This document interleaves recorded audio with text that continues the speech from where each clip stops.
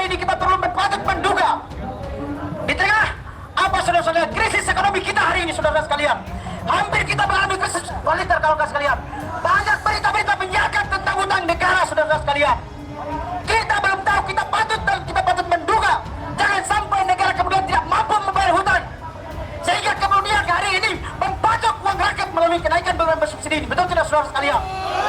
Coba di negara kita bayangkan kalau Pertalite naik dari 7.650 harga sekarang ini, kemudian naik menjadi harga yang benar adalah 17.100, demonya berapa bulan? Naik 10% saja demonya, saya ingat naik 10% saja demonya dulu 3 bulan. Kalau naik sampai 100% lebih demonya akan berapa bulan? Inilah sekarang yang dikendalikan oleh pemerintah. Dengan apa? Dengan subsidi. Presiden kita ini sangat jelas telah terbukti tidak ngerti hukum. Buktinya apa? Kata subsidi.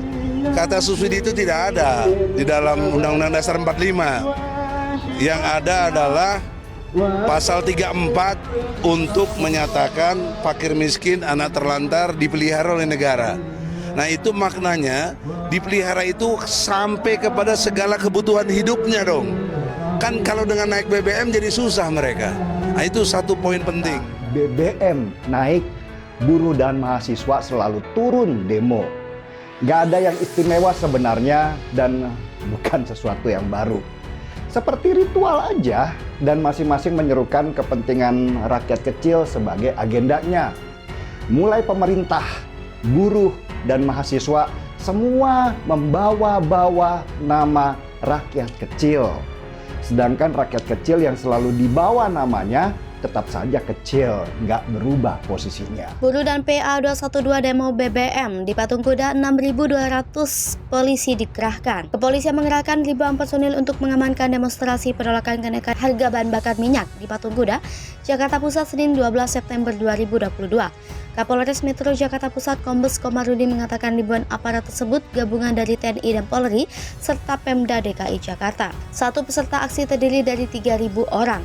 Komarudin menjelaskan jumlah massa buruh yang berunjuk rasa di Patung Kuda hari ini mencapai 3.000 orang. 2. PA 212 turut meramaikan aksi hari ini. Selain buruh, kata Komarudin, aksi tolak kenaikan harga BBM di Patung Kuda juga bakal diramaikan kelompok persaudaraan alumni 212. 3. Polisi pastikan kawal demonstrasi tolak kenaikan harga BBM. Komarudin mengatakan sebagaimana diatur dalam undang-undang, penyampaian pendapat di muka umum tersebut diatur dan merupakan hak setiap warga negara. Dibocorkan Irma Huta Barat pertemuan rahasia 3 sosok Kapolda, ternyata demi Putri Chandrawati. Aktivis perempuan Irma Huta Barat mengungkapkan ada pertemuan 3 Kapolda diduga menyokong skenario Ferdy Sambo. Pertemuan itu, kata Irma, terjadi pada 29 Juli 2022 yang disebutnya dilaksanakan di Polda Metro Jaya. Kata Irma, pertemuan 3 jenderal itu sangat rahasia. Dalam pertemuan rahasia itu diduga membahas adanya persekongkolan usai Brigadir J tewas. Irma menduga sejak awal sudah ada rancangan jahat Ferdy Sambo CS dalam tewasnya Brigadir J. Menurut Irma Huta Barat, dugaan pertemuan 3 petinggi kepolisian itu terjadi pada tanggal 29 Juli 2022 di Polda Metro Jaya untuk memanggil LSM. Pertemuan tersebut diduga untuk keadilan gender agar memberikan asesmen kepada Putri Chandrawati seolah-olah istri Ferdy Sambo itu depresi dan PTSD. Ia juga menyebutkan bahwa hal tersebut merupakan skenario dan rekayasa yang masih dimainkan oleh istri Ferdy Sambo, Putri Chandrawati. Aktivis perempuan itu juga mengungkapkan bahwa tak ada yang bisa melihat secara utuh bagaimana besarnya peran dari para geng Ferdy Sambo. Bukan hanya secara struktur yang berada di bawah Ferdy Sambo, namun juga dirinya menyebutkan bahwa yang satu level bahkan di atasnya pun ikut terlibat dalam kasus pembunuhan berencana Brigadir J itu. Saat ini dugaan keterlibatan 3 Kapolda itu sudah sampai di telinga tim khusus yang menangani kasus tewasnya Brigadir J.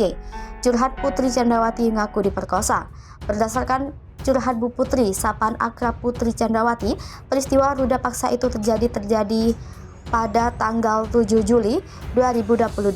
Lantas usai adanya peristiwa pemerkosaan tersebut, asisten rumah tangga Putri Chandrawati, Susi, menemukan majikannya itu di depan kamar mandi.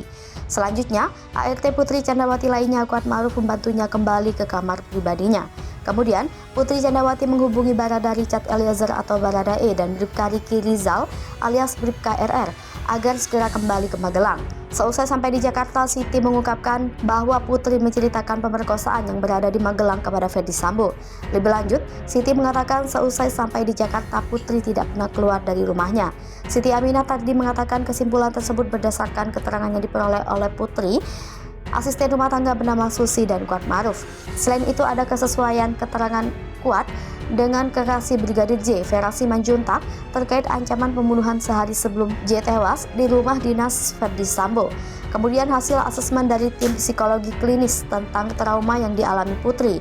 Seperti diketahui, Putri Candrawati dan suaminya Ferdi Sambo sudah ditetapkan sebagai tersangka kasus pembunuhan berencana yang menewaskan Brigadir J. Saat ini total sekitar 11 orang berstatus tersangka kasus tewasnya Brigadir J.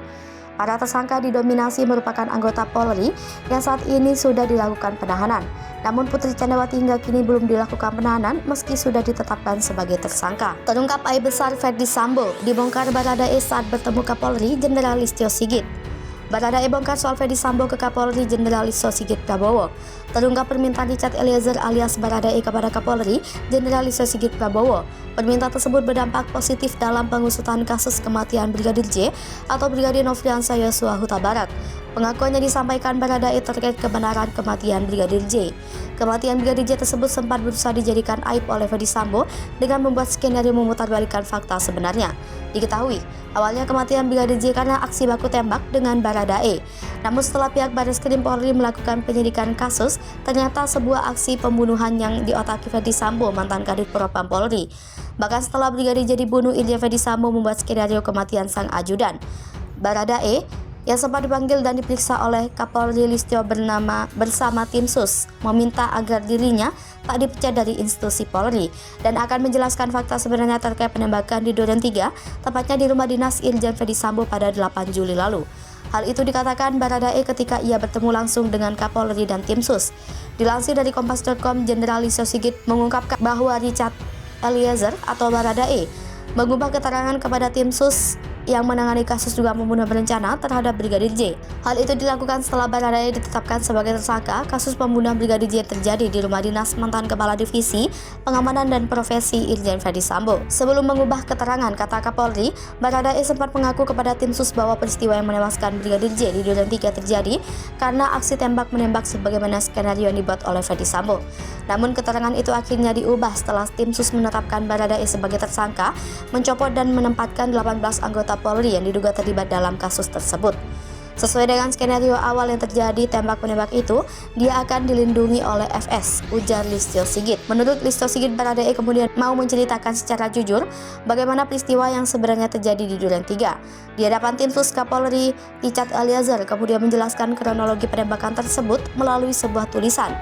Di situ kita kemudian mendapat gambaran bahwa peristiwa yang terjadi bukan tembak-menembak, kata Listio Sigit. Diketahui, Brigadir J tewas akibat luka tembak di rumah dinas Ferdi Sambo, Duren 3 Jakarta pada 8 Juli 2022. Dalam kasus ini, Polri sudah ditetapkan 5 tersangka yakni Ferdi Sambo, Baradae atau Richard Eliezer, Bribka RR atau Ricky Rizal, Kuat Ma'ruf, dan Putri Candrawati.